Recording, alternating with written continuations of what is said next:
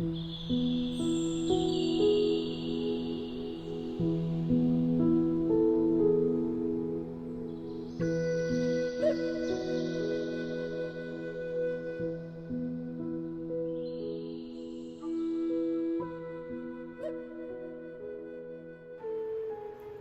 my name is Tammy Masut, and I am here to give you my testimony. I grew up in a Christian home, and starting in middle school, started to go to family retreats and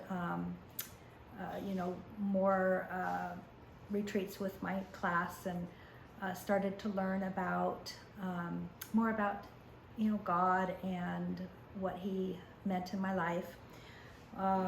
Around that time, I was at a parochial school, and we started going to pro-life rallies.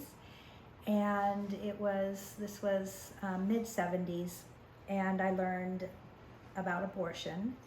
And back then, abortion was carried out through something called saline abortion, which is a very traumatic method used to kill the baby in utero, and then the baby passes. And I became very empathetic to the babies and to the moms that were put in those positions. And it was then that I started having dreams, very vivid dreams that I still remember to this day, about going into the hospital where these abortions were performed and saving these babies, finding them. Very often they were born alive, and finding these babies that were born and going and saving them from the hospital and sneaking them out. And I still remember that to this day. And so when I continued my journey, I found myself in the position of being pregnant at the end of my senior year. And I knew, since I had been pro-life since a very young age, that I couldn't have an abortion. I can understand women that make that decision, because I was in a very, very vulnerable position. And so my heart goes out to girls and women in that position. But I chose to carry this baby, and at that time I went to a home for unwed mothers in California, so that I could be away from the pressures of my friends and family. I really wanted to keep the baby, and felt pretty strongly about that. I felt like I had made a mistake, and I had slept with someone that I knew I didn't want to marry, and this baby didn't deserve the punishment of me giving this baby up for adoption. So I really wanted to keep this baby. I felt like that was what, I felt like that was what I wanted to do, but I wanted to really do what God wanted me to do. And so I went away, and I went to a Catholic home for unwed mothers, and they offer daily mass. And my mom really wanted me to place the baby for adoption. She felt like I had such a life ahead of me, and so we were fighting a lot. And so she just said, I will support you in anything you decide to do, but please go into this with an open mind and heart. And so I did. I prayed the rosary daily. The home where I went offered daily mass at 6 in the morning, and so I went to daily mass, prayed the rosary, praying every day, Lord, please tell me what you want to do with this baby and with my life. And because I didn't know exactly what I was going to do, and I was honoring my mom's wishes to keep an open heart and an open mind, I pursued adoption. So I met with an adoption worker and picked out a family. And I also took parenting classes, and I had been accepted to the University of Nevada, Reno. So I contacted them. I asked to apply for family housing so that I could live there with my baby when they had deferred my enrollment for a year. And so I had pursued both paths. And so I went and continued on this way. I attended Los Angeles City College and started my education while pregnant. And I ended up around 7.5, 8 months pregnant. I remember I was getting frustrated. I was doing all this praying and I wasn't getting any answer. And finally I just said, okay, God, you haven't given me an answer. So I really want to keep this baby. So, if I don't get a definitive answer, I'm going to go ahead and keep this baby, since that's really what I want to do. And if I'm not getting an answer, it must be your will also. And that night, I had a dream where I was in a room. Back then, you didn't know if it was a boy or a girl. This is back in 1981. And I was holding this little baby girl in my arms, and she was beautiful. And as I'm holding her, she grows up to be about 4 or 5. And I look at her, and she's sitting on my lap, and I said, I love you so much.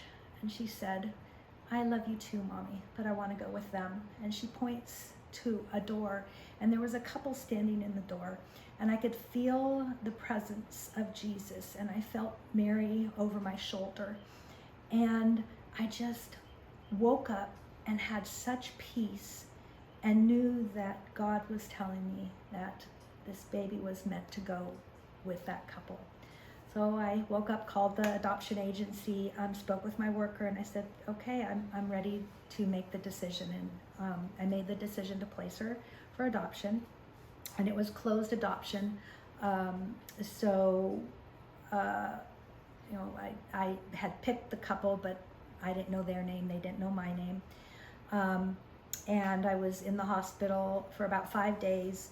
I breastfed her in the hospital. I did whatever I could with her. I was discharged with her, and I took her to Holy Family, and handed her to the foster care mom, who said that she'd take wonderful care of her until her adoptive parents were all cleared and could take her home. It was a bittersweet time of my life, and I asked God, I know that this is what you wanted, but if you could just give me reassurance, because it's not an easy thing, and I just wanted some reassurance.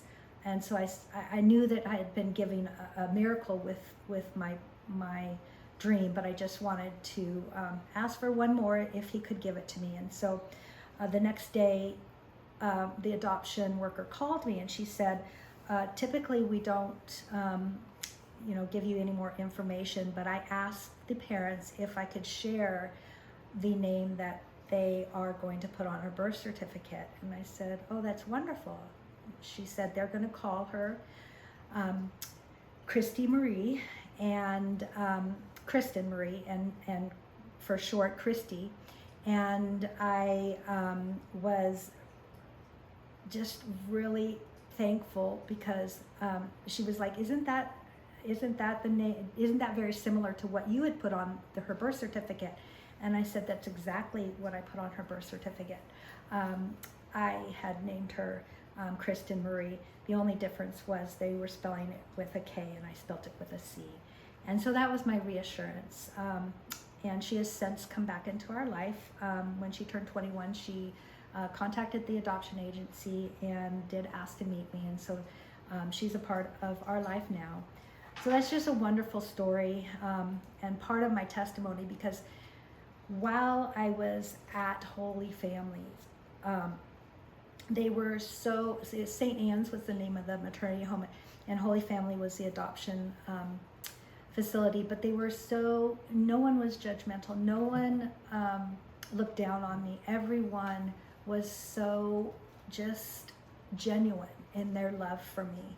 And, you could feel it, and they allowed me to make the decision without pressure of you should do this or you should do that or that was wrong. And I wanted to give back. I for years tried to figure out how to give back. And it wasn't until I started my nursing career that I realized that as a midwife, I could take care of these women that are in these vulnerable position from the beginning of their pregnancy, when they're at their most vulnerable, to the end of their life, basically. So we can take care of them when they're vulnerable and coming into these pregnancies, through their prenatal period when they need that support, through their labor and delivery, through their postpartum period where struggles become real, and then through the rest of their life as they're raising their family and going into marriage and family and the struggles of keeping that all together. And so when I came upon the Guiding Star Project's mission, it just brought all of those aspects together. And I knew that that was how I could bring my life together and offer this to other women, where you could come and not be judged, and just be supported in where you are in your life. And so that's what I hope to do: support you, your family, your daughters, your sisters, through what is one of the most joyous times of your life. So that's my prayer for you and what I'm here for you.